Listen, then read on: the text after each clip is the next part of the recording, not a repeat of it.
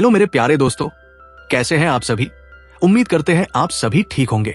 दोस्तों, आज जो कहानी हम आपको बताने वाले हैं, ये कहानी एक ऐसे जादूगर की है जो एक गलती के चलते जादुई कोर्ट में फंस जाता है और उससे निकल पाना उसके लिए मुश्किल हो जाता है। अब क्या वो जादूगर कभी उस जादुई कोर्ट से खुद को आजाद करवा पाएगा या फिर हमेशा के लिए उसी में फंसकर रह जाएगा? ये तो हमें मूवी देखने के बाद ही पता चलेगा। तो बिना टाइम वेस्ट किए वीडियो को शुरू करते हैं। लेकिन उससे पहले आप सभी से रिक्वेस्ट है कि अगर आप लोगों ने चैनल को सब्सक्राइब नहीं किया है तो प्लीज चैनल को सब्सक्राइब कर लीजिए और वीडियो को लाइक कर दीजिए, क्योंकि आप लोगों का सपोर्ट ही हमें मोटिवेशन देने का काम करता है। चलिए वीडियो को शुरू करते हैं। तो दोस्तों, मूवी की शुरुआत में हमें एक थिएटर को दिखाया जाता है जिसमें जेम्स नाम का जादूगर अपना जादू दिखा रहा है। लेकिन जेम्स काफी डिप्रेस भी रहता है क्योंकि उसका शो ज्यादा नहीं चल पा रहा, जिस वजह से वो कर्जे में डूब गया है। अब इस कर्जे को चुकाने के लिए वो ज्यादा से ज्यादा शो करता है, लेकिन ऑडियंस उसके शो को देखने भी नहीं आती। अब वो इस चीज से काफी परेशान हो जाता है। तभी हेक्टर नाम का आदमी उसके पास आता है जो कि अब इस थिएटर को खरीदना चाहता है। वो जेम्स को कहता है कि मैंने सुना है तुम कर्जे में डूबे हुए हो और जल्द ही बैंक तुम्हारे इस थिएटर को सीज करने वाला है, इसलिए मैं तुम्हें एक ऑफर देता हूँ कि तुम ये थिएटर मुझे बेच दो और इसके लिए मैं तुम्हें दुगनी कीमत देने के लिए भी तैयार हूँ। अब जेम्स के पास मजबूरी तो थी, लेकिन वो थिएटर बेचना नहीं चाहता था, इसलिए वो हेक्टर से कहता है कि एक काम करो, तुम मुझे कुछ दिनों का टाइम दो। इन दिनों में अगर मैं बैंक के सारे पैसे चुका पाने में ना कामयाब रहा तो मैं तुम्हें अपना थिएटर बेच दूंगा। अब हेक्टर भी उसकी बात मान लेता है। वही जेम्स भी अपना एक फाइनल शो करने का फैसला करता है। अब शो शुरू हो जाता है और जेम्स अपनी पूरी मेहनत के साथ एक से बढ़कर एक ट्रिक्स दिखाता है ताकि वो ज्यादा से ज्यादा लोगों को एंटरटेन कर सके। अब किस्मत से उसका थिएटर फुल भी हो जाता है। ऑडियंस को देखकर जेम्स को उम्मीद होती है कि आज तो वो अच्छा खासा प्रॉफिट कमा पाएगा। तभी वो ऑडियंस में से मिया नाम की एक लेडी को बुलाता है। जैसे ही मिया स्टेज पर आती है तो जेम्स उसके कोट पर लगे एक कीमती ब्रॉस को चुरा लेता है। उसे लगता है कि वो इसे बेचकर कुछ पैसे कमा लेगा, लेकिन मिया को अपने ब्रॉस के चोरी होने का पता नहीं चल पाता। अब जेम्स मिया पर अपनी मैजिक ट्रिक दिखाने लगता है और उसे एक लकड़ी के बॉक्स में डाल देता है। अब वो अपनी मैजिक ट्रिक से उसे गायब कर देता है, जिसे देखकर ऑडियंस भी काफी ज्यादा खुश होती है। लेकिन ऑडियंस में बैठा हेक्टर उसकी ट्रिक को फ्लॉप कर देता है, क्योंकि हेक्टर नहीं चाहता कि उसका शो हिट हो जाए और वो अपना कर्ज चुका दे, क्योंकि अगर ऐसा हुआ तो वो कभी भी इस थिएटर को नहीं खरीद पाएगा। अब हेक्टर इस थिएटर को क्यों खरीदना चाहता है ये हमें मूवी के एंड में पता चलेगा, जिसमें एक काफी बड़ा ट्विस्ट सामने आएगा। अब हेक्टर भी अपने जादू से उस लकड़ी के बॉक्स का दूसरा वाला दरवाजा खोल देता है, जिसकी वजह से जेम्स की ट्रिक फ्लॉप हो जाती है। साथ ही उसका शो भी फिर से फ्लॉप हो जाता है। अब शो खत्म होने के बाद जेम्स अपने कमरे में उस ब्रॉस को देखने लगता है। वो सोचता है कि बेशक उसका शो फ्लॉप हो गया हो, लेकिन इस ब्रॉस को बेचकर वो अपना कर्ज चुका देगा। तभी मिया वहां आ जाती है। वो जेम्स से पूछती है कि क्या आपने मेरा ब्रॉस देखा है, क्योंकि जब मैं स्टेज पर आई थी तब वो मेरे कोट में ही लगा हुआ था, लेकिन उसके बाद वो कहीं खो गया है। इस पर जेम्स उससे कहता है कि मैंने आपके ब्रॉस को नहीं देखा। ऐसा कहकर वो वहां से जाने लगता है। ये देखकर मिया को उस पर गुस्सा आ जाता है, क्योंकि मिया को भी पता होता है कि उसका ब्रॉस जेम्स के पास ही है। अब मिया गुस्से में अपनी जादू की छड़ी घुमाती है और जेम्स को गायब कर देती है, और जो कोट उसने पहना था वो वही गिर जाता है। अब जेम्स कहाँ गायब हो गया ये किसी को नहीं पता। असल में मिया भी एक मैजिशियन है, और जब उसे पता चला कि जेम्स ने ही उसका ब्रॉस चुराया है तो उसने गुस्से में उसे गायब कर दिया। हालांकि उसकी जेम्स के साथ कोई दुश्मनी नहीं थी, बस गुस्से में वो ऐसा कर गई। अब यहाँ पर कहानी 86 साल बाद की शिफ्ट होती है, यानी कि कहानी पूरे 86 इयर्स बाद की दिखाई जाती है, जहां मैक नाम का एक लड़का कॉलेज में होता है। वो कैरी नाम की एक लड़की को काफी पसंद करता है, लेकिन उसकी इतनी हिम्मत नहीं होती कि वो अपनी फीलिंग्स को उसे बता सके, क्योंकि कैरी इतनी ज्यादा अट्रैक्टिव होती है कि कॉलेज के सभी लड़के उसके दीवाने होते हैं। इसी वजह से मैक को लगता है कि कैरी उसे एक्सेप्ट नहीं करेगी। अब बिली और ओलिविया नाम के मैक के दो बहुत अच्छे दोस्त भी होते हैं, जहां एक तरफ बिली को सभी बच्चे बुली करते रहते हैं, लेकिन ओलिविया एक टॉपर है। अब वो किसी टॉपिक पर स्पीच देती है, लेकिन उसकी स्पीच इतनी एडवांस होती है कि क्लास के बच्चों को उसकी स्पीच समझ नहीं आती और वो सभी बच्चे क्लास में ही सो जाते हैं। वही दूसरी क्लास में हम मार्था नाम की एक ओल्ड लेडी को देखते हैं, जो अपने जादू से वहां बैठे बच्चों की शक्तियों को कलेक्ट कर रही है। असल में मार्था एक जादूगरनी है, और जब भी उसकी शक्तियां कम होती है तो वो बच्चों की शक्तियों को कलेक्ट करने लगती है ताकि वो अपने जादू को बरकरार रख सके। अब अगले सीन में हम तीनों दोस्तों को मैक के घर जाते हुए देखते हैं, जहां मैक की माँ उससे कहती है, देखो तुम्हें अभी नानी के घर जाना होगा क्योंकि यहाँ कुछ प्रॉब्लम हो गई है। इस पर मैक उनसे पूछता है कि क्या हुआ है। तो मैरी कहती है कि फिलहाल वो इस बारे में उसे कुछ नहीं बता सकती, इसलिए तुम नानी के घर जाओ और कुछ दिनों तक वही रहना। अब मैक उनकी बात मान लेता है। असल में मैरी के पास एक नोटिस आया था जिसमें लिखा था कि बैंक वाले जल्द ही उसके घर को सीज करने वाले हैं। लेकिन मैरी नहीं चाहती कि ये घर किसी भी हालत में बैंक के पास जाए, क्योंकि ये घर उसके पति की आखिरी निशानी है और वो किसी भी हालत में इसे बचाना चाहती है। और यही वजह है कि वो मैक को अपनी माँ के घर, यानी कि मैक की नानी के घर भेज रही है, ताकि वो इस प्रॉब्लम का कोई सॉल्यूशन निकाल सके। अब मैक भी अपने दोस्तों के साथ नानी के घर आ जाता है। वो तीनों नानी के घर को अच्छे से एक्सप्लोर करने लग जाते हैं। वो सोचते हैं कि नानी के घर में उन्हें कोई काम की चीज मिल जाए। अब उन लोगों को कई सारे बॉक्स मिलते हैं जिनमें अलग अलग तरह के कॉस्ट्यूम रखे होते हैं। तभी उन्हें एक कोट दिखाई देता है। दरअसल ये कोट वही कोट है जो जादूगर जेम्स ने गायब होने से पहले पहना हुआ था। अब मैक को वो कोट अच्छा लगता है, इसलिए वो उस कोट को पहन लेता है। वही ओलिविया और बिली भी अलग तरह के कॉस्ट्यूम पहन लेते हैं। इसके बाद वो तीनों मस्ती करने लगते हैं। अब जैसे ही मैक उस कोट की बेल्ट को बांधने लगता है तो वो जेम्स में बदल जाता है। उसे देखकर बिली और ओलिविया डर जाते हैं, इसलिए वो वहां से भागने लगते हैं। अब मैक उनसे कहता है कि तुम दोनों डर के भाग क्यों रहे हो। अब मैक भी उनके पीछे भागने लगता है। तभी वो शीशे में खुद को देख लेता है। वो भी खुद को देखकर डर जाता है और सोचने लगता है कि वो किसी दूसरे इंसान में कैसे बदल गया। इसलिए वो गुस्से में उस कोट को खोल देता है, जिसके बाद वो वापस से अपने असली रूप में आ जाता है। अब वो ओलिविया और बिली भी उसे देख लेते हैं, इसलिए वो दोनों भी उस कोट को पहनकर देखते हैं, जिससे वो दोनों भी जेम्स में बदल जाते हैं। अब उन तीनों को ये कोट काफी इंटरेस्टिंग लगता है, इसलिए वो तीनों उस कोट को अच्छे से चेक करने लगते हैं। तभी उन्हें उस रेन कोट के ऊपर जेम्स का नाम दिखता है, इसलिए वो तीनों उसके बारे में सर्च करने लगते हैं। तभी उन्हें पता चल जाता है जेम्स एक मजिशियन था जो 86 साल पहले अचानक से कहीं गायब हो गया था। अब उन तीनों को जेम्स के बारे में जानने की क्यूरोसिटी होने लगती है। वो जानना चाहते हैं कि आखिर जेम्स अचानक कहाँ गायब हो गया। इसलिए मैक कहता है कि हम लोग एक काम करते हैं, हमें उस थिएटर में जाकर देखना चाहिए जहां जेम्स अपना मैजिक दिखाया करता था। क्या पता हमें वहां में और भी ऐसे रेन कोट मिल जाएं। अब ओलिविया और बिली भी उसकी बात मान लेते हैं, इसलिए वो तीनों उस थिएटर के लिए निकल जाते हैं, जो कि उनके घर के बहुत करीब होता है।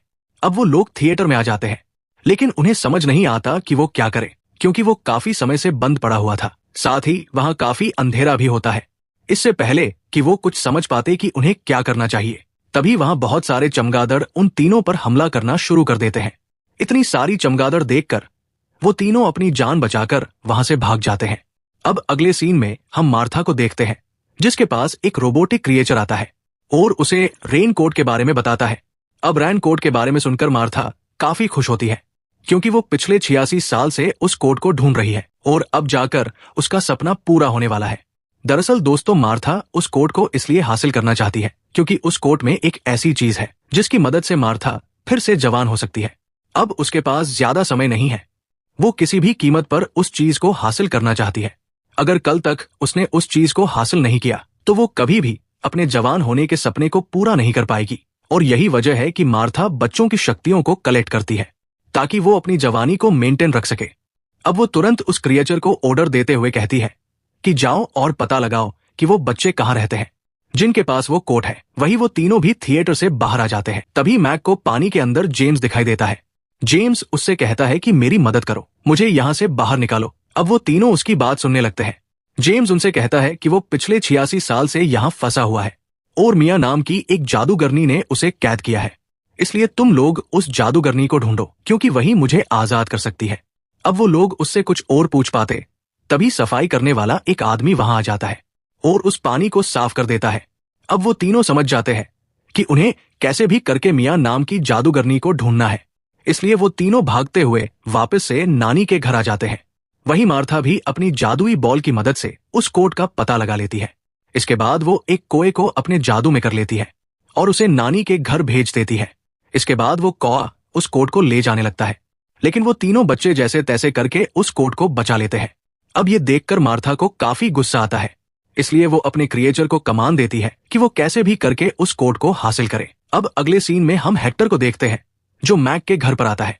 दरअसल हेक्टर वही है जो जेम्स के थिएटर को खरीदना चाहता था और अब वो मैरी के घर को खरीदना चाहता है, लेकिन मैरी ने अपना घर बेचने से मना कर दिया था। इसलिए अब उसने मैरी के घर पर कब्जा करने के लिए एक वकील को अच्छे पैसे देकर एक नकली नोटिस बनवाया है ताकि मैरी के ऊपर प्रेशर बनाया जा सके और मैरी मजबूरी के चलते अपना घर बेचने पर मजबूर हो जाए। लेकिन वो ऐसा क्यों कर रहा है, इसका खुलासा हम थोड़ी देर में करेंगे। लेकिन उससे पहले हम ये बता दें कि ये जो नोटिस हेक्टर ने मैरी को सेंड करवाया है, इसकी लास्ट डेट कल है।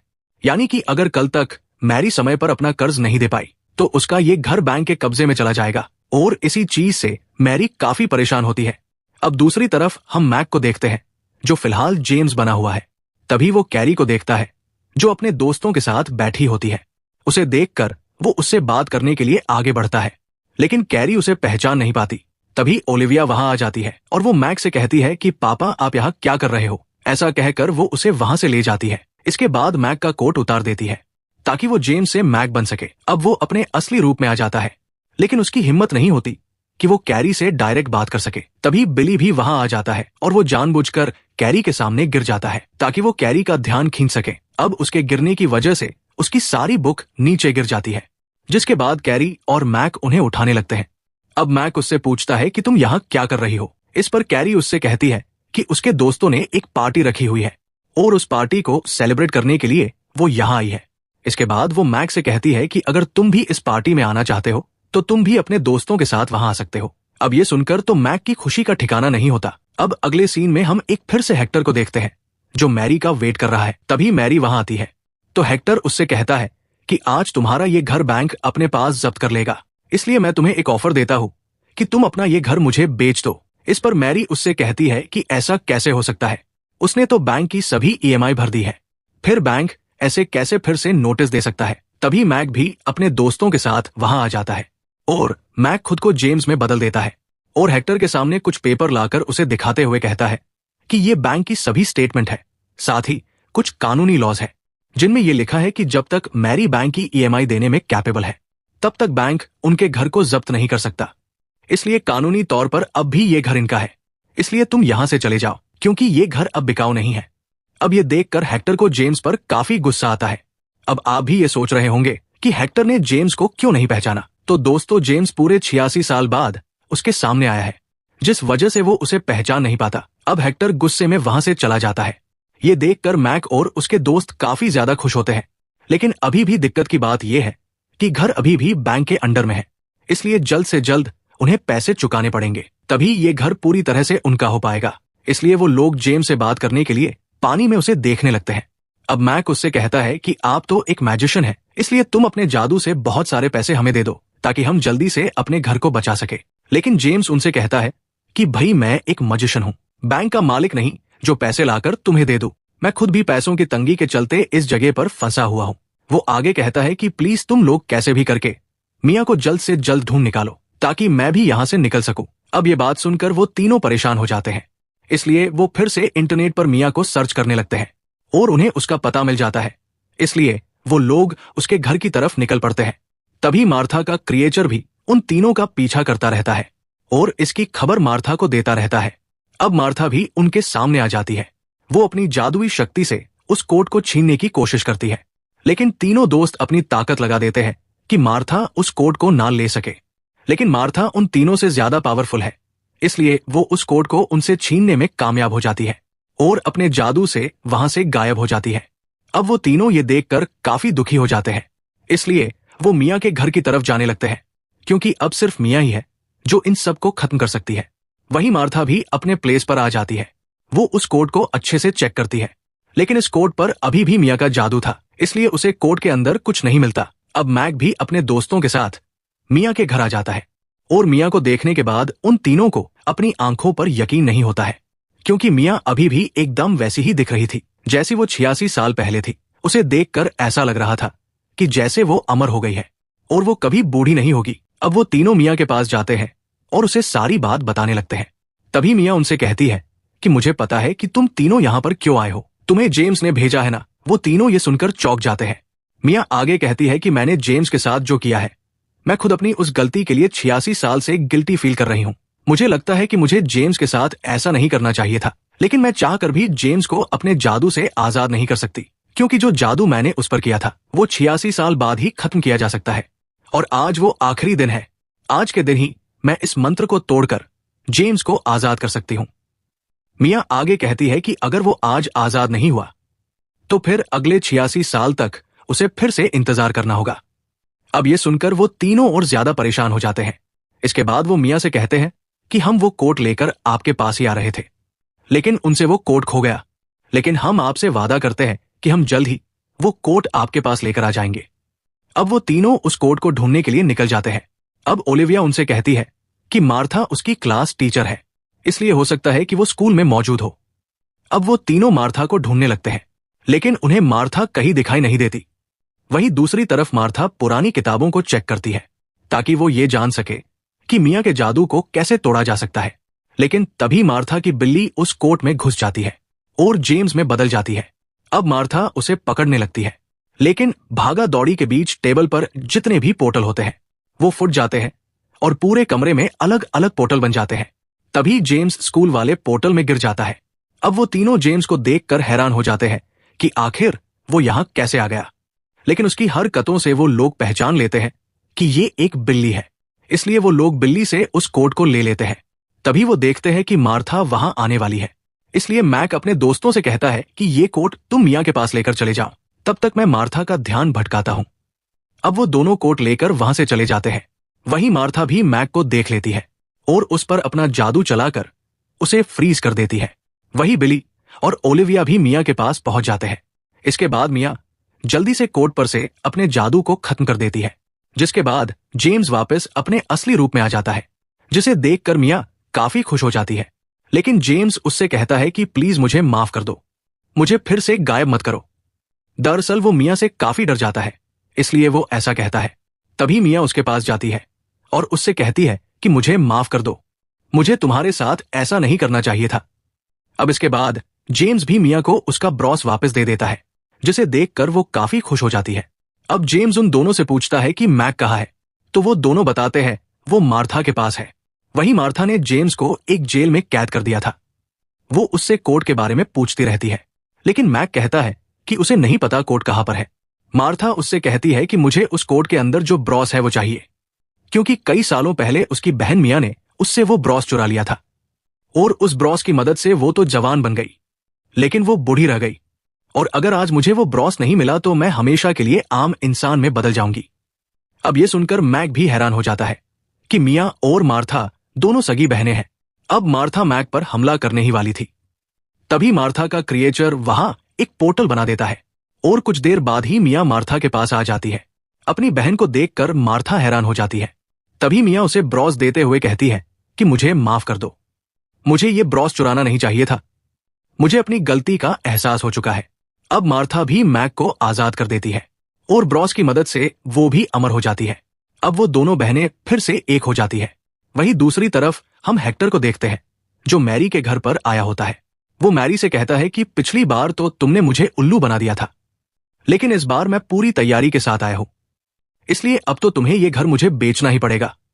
तभी जेम्स भी बाकी लोगों के साथ वहां आ जाता है। मियाँ उससे कहती है कि हेक्टर, हमें पता है कि तुम यहां क्यों आए हो, लेकिन हम तुम्हारा प्लान कामयाब नहीं होने देंगे। इस पर हेक्टर उनसे कहता है कि तुम लोगों ने देर कर दी, क्योंकि मैरी ये घर मुझे बेच चुकी है। ऐसा कहते ही वो मैरी के साथ वहां से गायब हो जाता है। अब मैक उनसे पूछता है कि ये हेक्टर कौन है, तो मियाँ उन्हें बताती है कि हेक्टर अपनी शैतानी शक्तियों से इस दुनिया का सबसे ताकतवर आदमी बनना चाहता है और इसके लिए 3 ऐसी जगह को चुनना होगा जो एक दूसरे से कनेक्टेड होनी चाहिए। साथ ही वो उन तीनों जगह पर जबरदस्ती कब्जा नहीं कर सकता। मालिक को अपनी मर्जी से उस जगह को हेक्टर को बेचना होगा, तभी वो अपने मंत्रों को एक्टिव कर पाएगा।